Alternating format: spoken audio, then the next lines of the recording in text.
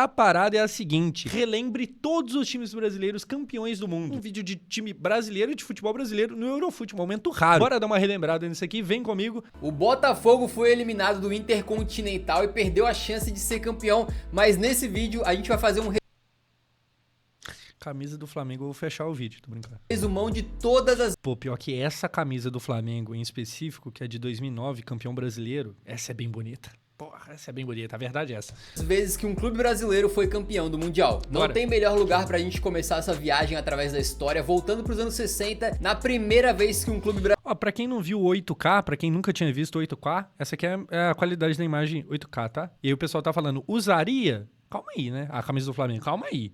Eu falar que é bonito uma coisa, eu usar é outra. Calma aí. brasileiro disputou um Mundial, no caso naquela época ainda a Copa Intercontinental. Esse torneio era disputado entre os vencedores da Libertadores e da Champions League na época, começando lá em 1960, né, quando Real Madrid e Peñarol se enfrentaram, mas a primeira vez que um clube brasileiro participou foi em 62, quando o Santos Pelé. venceu o Peñarol na final da Libertadores e se classificou para pegar o Benfica no Pô, o Peñarol gosta de perder pro Santos em final de Libertadores, né? Neymar que eu digo, 2011, aquela coisa toda, tá ligado? Intercontinental. Era um confronto entre o famoso ataque do Santos, de Mengalvio, Dorval, Coutinho, Pelé e Aquele ali que é o Coutinho? É esse aí que voltou e anota mais 3 pontinhos? Pepe, contra o Benfica de Mário Coluna e Eusébio. E o resultado só poderia ser 2 jogaços, né? Em Santos, o Peixe largou na frente com um 3 Caraca, o Mundial era tipo ida e volta, cada um joga em casa. Pô, que doideira. a 2, com direito a doblete do Pelé. E na volta, amigo, mesmo com os portugueses super confiantes de estarem jogando em casa ali, o fato é que o alvinegro praiano destroçou os encarnados numa partida inesquecível. O Santos abriu 5. Pô, esse tal de Pelé era meio embaçado, né? Assim, parando pra pensar aqui, eu desconfio que esse tal de Pelé era meio bom, né? Doideira. 1-0 contra o Benfica, com direito a 3 gols do Pelé, Rapaz, esse tal de Pelé, eu vou te falar. incluindo um absurdo em que ele sai passando por todo mundo e outro em que ele dá uma caneta humilhante antes de meter o gol. O Benfica ainda descontou 2 vezes, mas o placar fechou 5-2 e o Santos Aí os caras falaram, não, mas é porque o Pelé só jogava contra pedreiro. O cara ganhando de 5-2 do campeão da Champions, na casa do campeão da Champions. Beleza. foi então, naquele momento, o primeiro clube brasileiro a levar o Intercontinental. Brasil, ziu, ziu. Só que isso viria, claro, a se repetir. Foi em 1963, logo depois. Ah lá, quem tava lá de novo. Ah lá, ah lá, ah lá. O Santos mais uma vez venceu a Libertadores, né, pra cima do Boca Juniors, e assim se classificou pra Milan. enfrentar o Milan no Intercontinental. Aquele Milan tinha alguns nomes bem interessantes, né, como o craque Gianni Rivera e o Maldini. O Maldini número 1, no caso. Mas o Cesare, né, hoje conhecido como o Maldini Bom, o melhor de todos. Nada a ver. Enquanto do lado santista a base era a mesma que tinha vencido o Benfica no ano anterior. Lá no San Siro teve, claro, um golaço do Pelé, que depois também marcou de pênalti, mas foi o Rossoneiro que venceu por 4-2 e ficou perto da taça. Não bastasse a vantagem, o jogo de volta na Baixada Santista tinha um pequeno problema. Pelé se machucou e ficou fora do confronto. Assim, o Milan abriu e ampliou o placar, indo pro intervalo com a mão, o pé e a cabeça na taça, até que no segundo tempo surgiu ali o time da virada. O canhão da Vila, Pepe, comandou a remontada com golaços de falta. O Santos devolveu o 4-2 e forçou a disputa para um terceiro jogo de desempate. Esse jogo foi muito Cara, essa parada de o jogo empata, ao invés de ir pros pênaltis, pra prorrogação, sei lá, pro gol de ouro, e pra um terceiro jogo, isso é muito coisa de antigamente, tá ligado? É tipo, nossa, é muito coisa antiga. menos movimentado e teve até o Cesare Maldini expulso, mas num pênalti que o goleiro tentou se adiantar até a risca Caralho, é o goleiro onde que tá? Que isso, vai cobrar o pênalti, amigo? da pequena área, os tempos de fato eram outros, Pô, isso aqui nem precisa de VAR, não. Steve Wonder viu isso aqui, o que é isso? né? O Dalmo converteu, marcou o único gol do 1-0 e consagrou o Santos como bicampeão mundial. E os caras pelados tomando banho e a imprensa lá tirando foto, tá ligado? E aí o brasileiro precisou esperar ali basicamente 2 décadas para ver novamente um time do nosso país Em dezembro de 81. Nossa, gola bem pequenininha aqui, né? Discreta, nem um pouco grossa, não, meu Deus do céu. Tipo assim, isso aqui de gola, tá ligado? E disputar lá contra um europeu, né? Isso porque depois do Bi-Santista, o próximo confronto do Mundial foi na Copa Europeia / Sul-Americana ou Intercontinental ali, Os caras estavam esperando o sabonete cair, calma aí, gente. né? Entre o Flamengo de Zico, Leandro e Júnior, aquele timaço absurdo. Baita estilo do Júnior Maestro na época, tá? Ó, gire a faca. Continental ali, né? Entre o Flamengo de Zico, Leandro e Júnior, Gire a faca. Gire urgentemente a faca. aquele timaço absurdo, contra o Liverpool do astro Kenny Dalglish, lá em 81. Agora a final já era disputada em jogo Salah não tava nesse jogo, não? Ele tá machucado? O que aconteceu? único e em campo neutro, né? E foi lá no Estádio Nacional de Tóquio, no Japão, que o Flamengo botou os ingleses na roda. Foi um sonoro 3-0, construído ainda iPhone 1, pra quem nunca viu aqui, ó. Olha aqui, ó. Esse aqui é o iPhone 1. no primeiro tempo, que deu o primeiro e único título mundial ao clube carioca, com 2 gols do Nunes e um do Adílio, sem falar no show à parte do Zico, que foi o maestro da orquestra rubro-negra e eleito o craque da partida. E quis o destino que em 2019, quando o Flamengo chegou de novo na final do Mundial, de novo contra o Liverpool, né? Só que dessa vez, Roberto Firmino, vai Brasil. Ganhando inclusive um carro de presente do patrocinador, já que nessa época aí, esse torneio também tinha o nome alternativo de Copa Toyota. Assim, como é que fazia pra trazer o carro do Japão pro Brasil? Só uma dúvida mesmo, como é que faz? Despacha na bagagem do avião? Como é que funciona essa barata? E claro, todas essas conquistas que a gente tá falando aqui são muito marcantes, né, pra nós brasileiros aí. E mesmo o Flamengo tendo ganhado 2 Libertadores recentemente e conseguindo outras glórias, né, com certeza esse Mundial continua sendo um dos pontos altos aí da história do rubro-negro. A Copa Europeia Sul-Americana, né, continua com esse... O pessoal tá respondendo no chat navio. Ô, gente, eu sei, pô. Calma aí, eu tô fazendo de sacanagem aqui, pô. Calma aí eu fico até preocupado. Eu sei que não sou lá a pessoa mais inteligente do mundo, mas, né, eu tô falando de sacanagem. Calma aí, pô. Esse nome aí pra 1983 e agora chegou o momento do Grêmio enfrentar o Hamburgo pela glória máxima. Hoje em dia o Hamburgo tá muito longe dos holofotes, né, mas naquela época tinha um grande esquadrão que chegou inclusive a ficar 36 jogos sem perder. E não à toa foi campeão da Champions League na época chamada de Copa Europeia. Os invencíveis do Tem um Hamburgo e o PSG, tá? Uns caras é muito pequeno, Deus me livre. capitão Félix Magath enfrentaram então o Olha o Renatão aí. Olha o Portaluppi. imortal tricolor que tinha um timaço com Mário Sérgio, Paulo César Caju e Renato Gaúcho. E é inclusive dos pés dessa última dupla aí que o placar é aberto no lançamento do Caju pro Renate, que carregou, fez uma jogada. Pô, tem direitos autorais pegando fogo até hoje num jogo da década de 80, é isso mesmo? Aí é foda, hein, FIFA? Pelo amor de Deus, meu filho.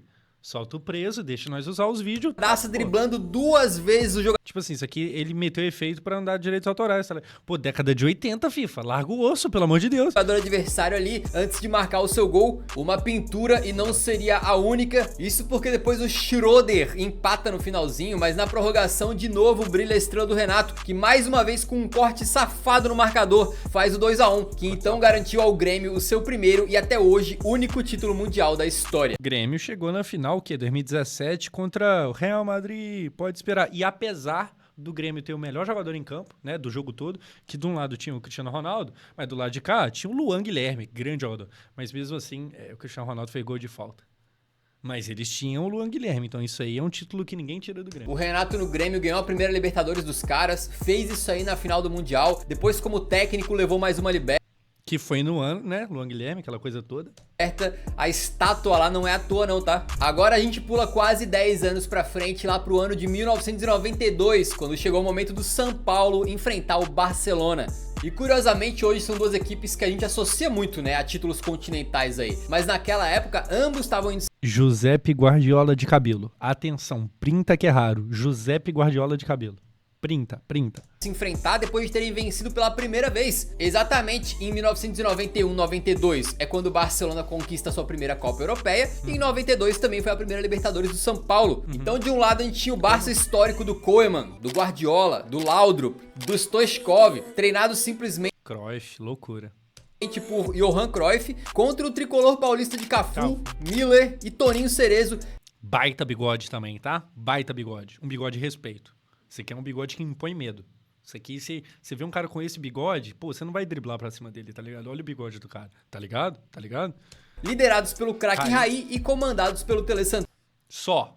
Pouca coisa, quase nada, só o Tele Santana.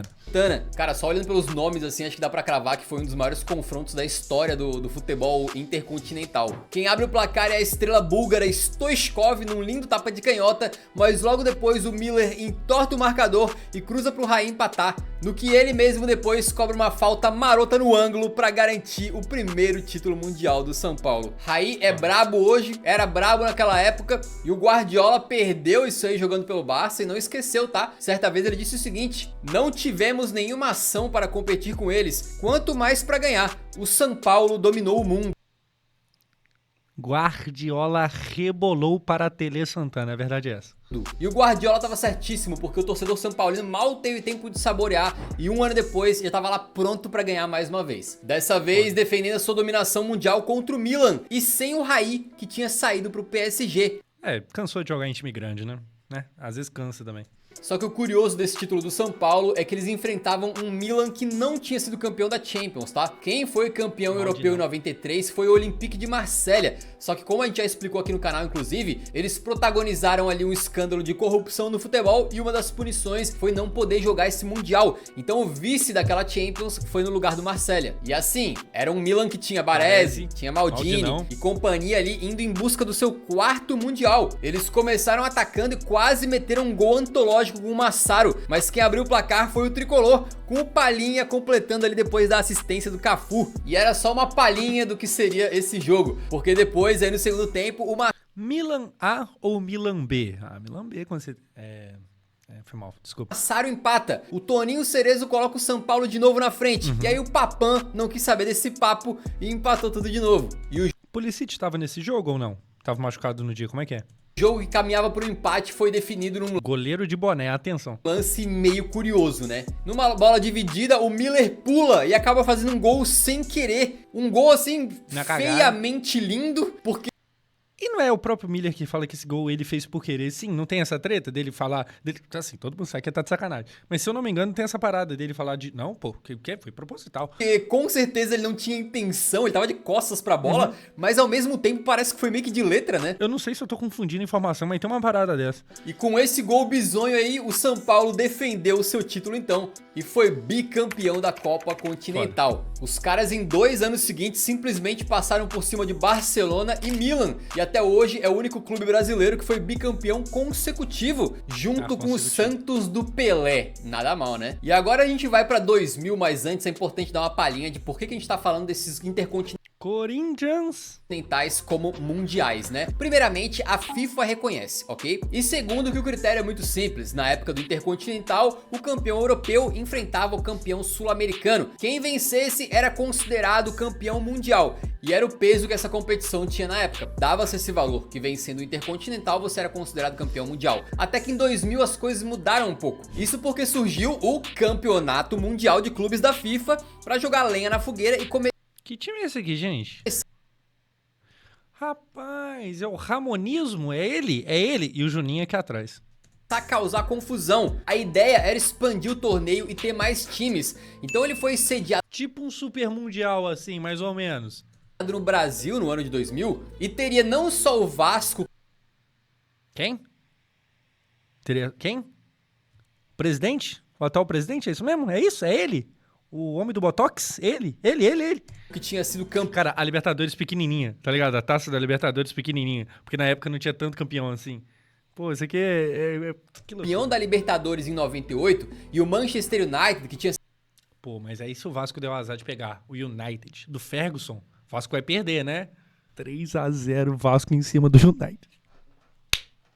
Toma, vai tomando. Sido campeão da Champions em 99, como vencedores de outros campeonatos também. Só que tem algumas coisas esquisitas, né? Por que o Vasco foi pro Mundial de 2000, sendo que eles venceram a Libertadores em 98? O Palmeiras venceu depois, em 99, mais próximo do torneio, e não participou.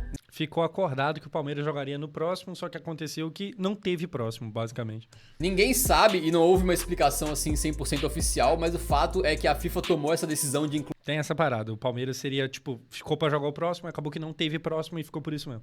o Vasco poucos dias antes da final da Libertadores em que o Palmeiras estava jogando. Além desses clubes, também participou o Real Madrid como convidado e o Corinthians como campeão do Brasileiro, aham. Brasileirão de 98, mas nesse caso não deu confusão porque eles também ganharam em 99. Os clubes participaram de uma fase de grupos e o Corinthians liderou o seu. Pega o Corinthians deixando o Real Madrid em segundo, vai pegando. E aí o time do Cristiano, né, Al Nassr, e o Raja Casablanca, que em 2013, Atlético Mineiro, Ronaldinho Gaúcho, Raja Casablanca, não deu bom pro Atlético não, rapaz. Contando com um empate de 2 Vai pegando, vai pegando. a 2 contra o Real Madrid, 2 gols de Anelka para um lado Ídolo do Galo, tem que ser falado isso aqui. e 2 gols de Edilson Capetinha pro Esse Mbappé aí é mais ou menos. Mais ou menos. outro, no que parece outro mundo, né? Parece uma coisa esquisita, mas aconteceu. E na final, o Timão enfrenta Ele não falou do jogo Vasco versus United. Canalha. Senhor Pedro Eurofute, o senhor foi canalha. Brincadeira, eu gosto de você, mas era pra ter falado. o Vascão, que também liderou Opa, vai falar. Eu retiro o canalha. Opa, o seu grupo opa. e até meteu taca contra o Manchester United. Foi 3-1 com 2 Eu falei 3-0. Eu retiro aqui o canalha. Eu estou retirando o canalha, certo? Estou retirando. Peço perdão. Vasco da Gama. do Romário, em 2 entregadas monstruosas do Gary Neville e um gol antológico do Edmundo. Quem que é Gary Neville? Quem que é Gary Neville? Nunca ganhou um campeonato carioca. Quem que é Gary Neville? Ai, tá maluco? Em que ele faz uma espécie de eu tô aqui do Cristiano muito antes dessa comemoração se popularizar, né?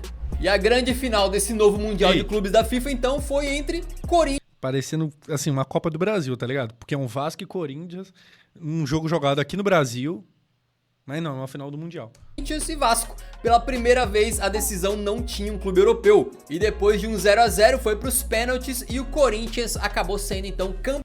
Aí é paia. Aí é paia. Edilson Capetinha fez gol na final também, se não me engano. Assim, esse Mbappé aí é mais ou menos. Campeão mundial, com o asterisco de que eles nunca tinham ganhado naquela época a Libertadores. Bizarrices que a FIFA adora proporcionar. Inclusive, a coisa fica pior, né? Porque o mundial seguinte foi cancelado. Então a gente Que seria o suposto que o Palmeiras iria. teve a seguinte situação: um Corinthians que não foi campeão da Libertadores foi pro Mundial e ganhou, e o Palmeiras que venceu a Libertadores em 99 Não foi. simplesmente não participou do Mundial. Outra coisa bizarra é que esse Mundial de Clubes foi criado em 2000, criou uma baita confusão ali, foi cancelado por alguns anos e só voltou em 2005, agora unido com o Intercontinental, que jamais tinha parado. Ou seja, por um período a gente teve tanto o Campeonato Mundial de Clubes quanto o É tipo a premiação da Bola de Ouro, que é desgrudada da premiação da FIFA, né? Que é o The Best, que agora vai chamar FIFA Award, mas que durante um certo tempo ali foi junto as duas premiações. Aí depois separou de novo, aquela coisa toda. Continental rolando. O que vai acontecer agora de novo? Sinceramente, dava pra fazer um vídeo só sobre coisas esquisitas que não fazem sentido. Pedro, mais vídeos. O povo apoia mais vídeos sobre times brasileiros. Ah, mas o nome do canal é Eurofute, não tem nada a ver. O povo apoia, pode vir. Pode. Dá mais.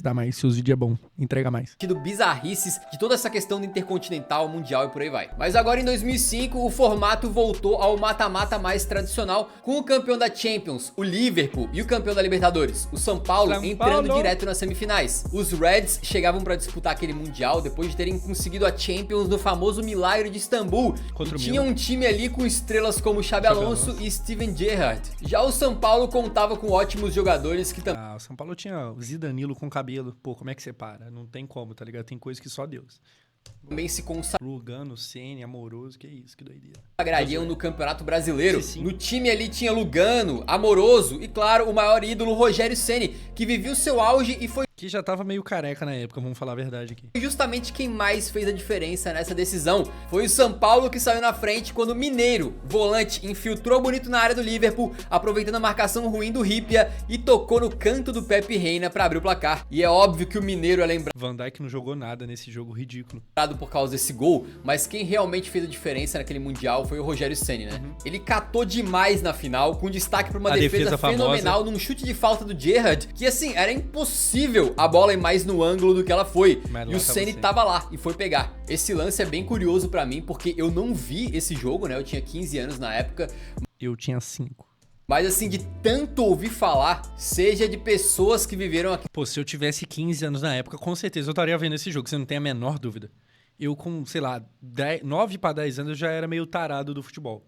Assim, com 15 anos, nossa, com certeza eu teria visto esse jogo. Ali, ou em programas esportivos e tal, eu tenho uma lembrança muito vívida desse momento. É uma defesa realmente antológica que acaba contribuindo um pouquinho mais, né, pro grande legado do Rogério Ceni como um dos melhores arqueiros da história.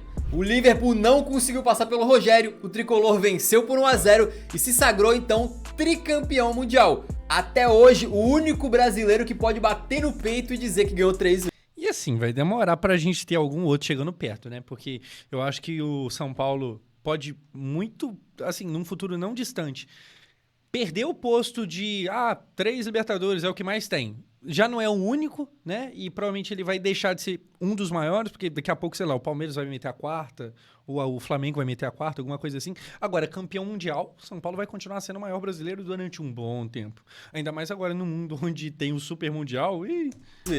No ano seguinte, Fernandão. em 2006, mais uma vez um brasileiro chegava no Mundial. Barcelona. Agora era o Internacional que queria ganhar uma pra não ficar só ouvindo pro resto da vida que era o Grêmio que tinha ganhado e eles não, né? O time do Inter tinha Pato e Fernandão, por exemplo, e eles venceram a Libertadores pra cima do próprio São Paulo e agora encarariam o Barcelona. Vamos ver o Barcelona. Ronaldinho.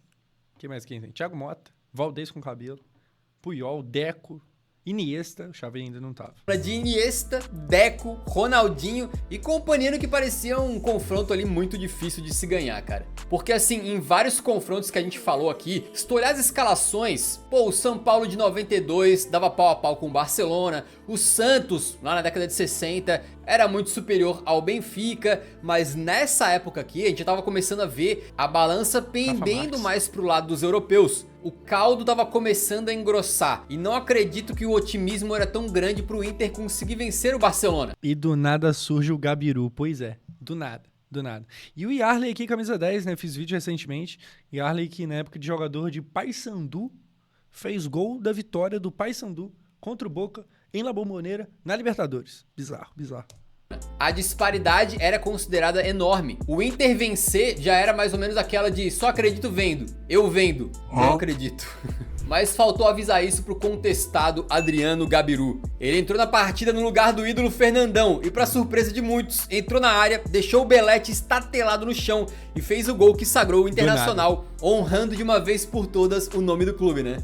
E do outro lado é curioso que o Ronaldinho, cria do Grêmio, né, venceu praticamente tudo que podia na carreira aí, pelo menos uma vez, mas ele não tem Mundial. E não tem por causa do Inter. Depois dessa conquista do Inter, a gente entrou numa era que realmente tinha esse pensamento de assim, pô, quem ganhou de time brasileiro ganhou. Quem não ganhou, não ganha mais. Porque a diferença de nível entre o futebol sul-americano e o europeu começou... Cara, esse daqui foi provavelmente o jogo que eu mais fiquei hypado na minha vida pra assistir. Eu tinha meus incríveis 11 anos de idade e eu jurava que o Santos ia jogar pau a pau com o Barcelona. Porque, pô, aqui no Brasil, o Santos do Neymar, tá ligado? Principalmente por causa do Neymar. Jogava muita bola. Aí eu tava tipo o Léo lateral. Vamos ver se o Barcelona é isso tudo. 4-0. Era isso tudo. Loucura. Mas enfim, pra mim era muito dois mundos colidindo. Era o primeiro mundial que eu tava de fato, caramba, sabe? É um time brasileiro que a gente vê que é o Neymar, que vai jogar com o Messi. Foi a primeira vez que Neymar e Messi se encontraram na vida. Tipo, caramba, é o Neymar e o Messi, tá ligado? Que foda. 4-0. Os caras comeu o Santos. Começou a ficar bastante evidenciada. Isso até que o Corinthians... Isso porque em 2010 o Inter também tinha ganhado a Libertadores, foi pro Mundial, mas perdeu pro Mazembe, né? Então, assim, nem chegou na final. Mandado por Tite, viajou pro Japão para conquistar o mundo. Eles foram enfrentar o Chelsea, que tinha sido campeão naquela Champions, vencendo o Bayern nos pênaltis, enquanto o Corinthians tinha conquistado a sua primeira Libertadores e de forma invicta, chegando pro Mundial. Valeu, Diego Souza. Forte abraço, meu querido. Com várias figurinhas carimbadas aí que fazem o coração do torcedor corintiano pulsar. Paulinho, Danilo, Emerson Sheik, o goleiro Cássio pra caralho. Cássio. Né, Diego Souza? Pode colocar o nome do Diego Souza aqui também, é ídolo. É igual a Ener Valencia, é ídolo do Fluminense, pode colocar o Diego Souza aqui. E o novo atacante Paulo Guerreiro, que tinha chegado há pouco tempo. Já o Chelsea também tinha grandiosos jogadores, né, como o Peter Cech, o Lampard e um jovem Hazard que também era recém-chegado no clube. Porém, talvez pra sorte do Corinthians, o Chelsea não era um campeão europeu normal, entre aspas. Danilo Zidanilo, né? Verdade, campeão do Mundial no São Paulo e no Corinthians, muito foda. Eles ganharam a Champions numa temporada em que não eram nada favoritos. O Chelsea estava em crise quando o interino Roberto Di Matteo assumiu o clube e de forma muito surpreendente conseguiu guiar. Cara, o Chelsea é mestre em ganhar Champions quando ninguém acha que ele vai ganhar Champions. Porque aquela lá que ele jogou o Mundial agora contra o Palmeiras também, ninguém dava nada pelo Chelsea. O Chelsea chegou na final contra o City do Guardiola, todo mundo achando que o City do Guardiola ia ganhar. E aí os caras foram lá e ganharam, com gol do quê? Do Kai Havertz. Assim, os caras é especialista em ganhar do nada. Os Blues pro título da Champions em cima do Bayern de Munique dentro da Allianz Arena. Só que na temporada que começou depois do título, né, em 2012-13, o Chelsea acabou degringolando e faltando menos de um mês pro Mundial, o Roberto Di Matteo foi demitido. Então o Chelsea foi pro Japão com o Rafa Benítez recém-chegado como técnico. O Rafa Benítez que já tinha sido vice do Mundial em 2005 pro São Paulo, naquela atuação que foi uma vitória de 1-0 do time brasileiro, com o goleiro brilhando muito. E não é que o Caraca, mesma história. Rafa Benítez repetiu o roteiro. Isso porque o Chelsea pressionou bastante, dominou o jogo. Cara, o Chelsea foi muito superior nesse jogo. Pra galera aí que for muito mais nova, tá ligado? Que sabe que o Corinthians venceu, mas não sabe, tipo, nunca parou pra ver o jogo. O Chelsea foi muito mais time. Muito mais. Muito mais.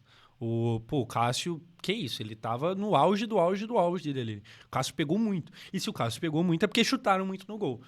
Dito isso, Zidanilo chuta, a bola rebate, Paulo Guerreiro. Mas esbarrou numa atuação absolutamente monstruosa do Cássio, que não deixou passar nem pensamento. Esse chute do Moses, nossa, que loucura esse jogo. Na metade do segundo tempo, o Danilo finaliza, a bola sobra rebate, e o Guerreiro só confere de cabeça para fazer o gol do título do Alvinegro Paulista, que era então bicampeão mundial, mesmo tendo só uma Libertadores, é verdade. E com destaque também pro Danilo, que ganhou o seu segundo Mundial por clubes diferentes, né? Ele tinha sido campeão em 2005 com o São Paulo e agora em 2012 com o Corinthians. E desde o Corinthians em 2012, nenhum brasileiro voltou a se sagrar campeão. E provavelmente não vai, não. Assim, o Botafogo não conseguiu chegar na semi, né? Nem na final. A coisa tá feia pra nós, rapaziada. No Mundial, as coisas parece que foram ficando cada vez mais complicadas, com a gente tendo inclusive muitos brasileiros indo pra lá e caindo nas semifinais. E inclusive essa vai ser a tônica do Super Mundial de Clubes que tá surgindo agora em 2025. Desde o Corinthians 2012, o Flamengo foi o time que chegou mais perto de ser campeão, né? Porque o Galo 2013 caiu na semi por Raja Casablanca, nada a ver. Aí a gente teve, sei lá, o Fluminense, chegou na final, mas não aguentou um minuto. Literalmente não aguentou um minuto contra o City do Guardiola. Acabou o jogo perdendo de 4-0, tomou vareio. O Palmeiras deu um cansaço ali no Chelsea também. Palmeiras deu um cansaço. O Grêmio perdeu só de 1-0 pro Real Madrid, mas perdeu de 1-0. Eu acho que o Flamengo foi que chegou mais perto, porque ainda foi ali pra prorrogação. E aí o Firmino achou um gol lá, ganharam. Acho que tá entre o Flamengo e Palmeiras, que o Palmeiras também, tipo assim, o Palmeiras chegou a fazer um gol no Chelsea, por mais que foi um gol de pênalti e tal, do Veiga, mas chegou a fazer. Estaria ali entre Flamengo e Palmeiras, provavelmente os que chegaram mais perto. O Grêmio não chutou a bola no gol, pois é, mas aí, por um outro ponto de vista, também só perdeu de 1-0, tá ligado? Só perdeu de 1-0, gol de falta ainda, bola parada. O Fluminense tomou taca, né? O Fluminense tocou a bola ali e tal, legal, bacana. Eu mesmo acho isso interessante, apesar de hora ou outra eu usar como piada, mas tomou taca. Acho que é Flamengo e Palmeiras. Deus abençoe Firmino. Exatamente. Deus abençoe Roberto Firmino. Não sei onde ele tá nesse momento, mas que ele esteja feliz, bem alimentado, bem nutrido, com a família dele toda bem segura, sabe? Bem aquecida. Firmino merece tudo que há de melhor nessa terra. Vambora. Se antes um time brasileiro tinha que cometer um ato Real Madrid, pode esperar. A tua hora vai chegar. Não chega nunca. É impressionante. heróico e vencer um europeu muitas vezes mais forte, com um elenco muito mais caprichado, em um jogo, Muito mais caro. agora para o brasileiro ser campeão, ele pode ter que vencer um europeu 3, 4 vezes durante o torneio. Ou seja, as Nem falei, mas verdade. Teve o Palmeiras também caindo pro Tigres, né? É que o Palmeiras ganhou 2 Libertadores em um ano. Teve essa loucura aí. Então também teve essa pipocada do Parmeira. chances realmente diminuem muito. A gente já ia encerrar, mas calma. E o Mundial do Palmeiras em 1951?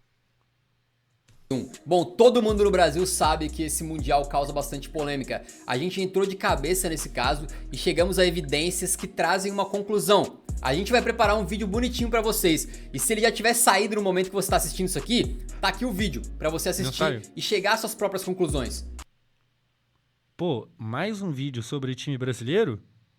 Está completamente apoiado Pedro Eurofute. Eu completamente apoio e eu já fiz vídeo sobre isso, vídeo curto.